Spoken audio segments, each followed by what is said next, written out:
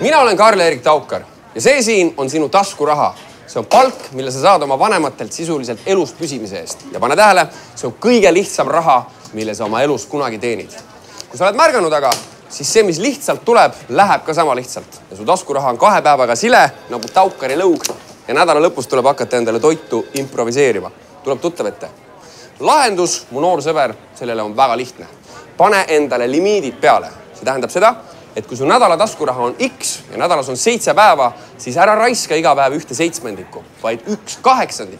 Sest nii jääb iga nädala lõpus 1/8 tasuta raha otse sinu säästudesse. Ära muretse, ma ei pannud ise ka seda pilti kokku 15 aastat tagasi. Selle asja nimi, mu noor sõber, on eelarvestamine. Nii et ükskõik, kui suur või väike sul nädala taskurahaga poleks, võta kaasa vaid 1/8 ja ülejäänud jäta koju seifi. Või veel parem, pane endale päevane kaardilimiit. LHV netipangas võtab see sul täpselt 1 minuti.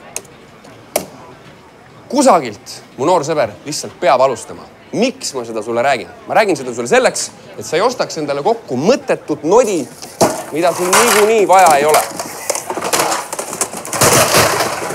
Nii et kuidas mitte olla vaene? Ära käitu nagu vaesed. Jääge terveks, saage rikkaks.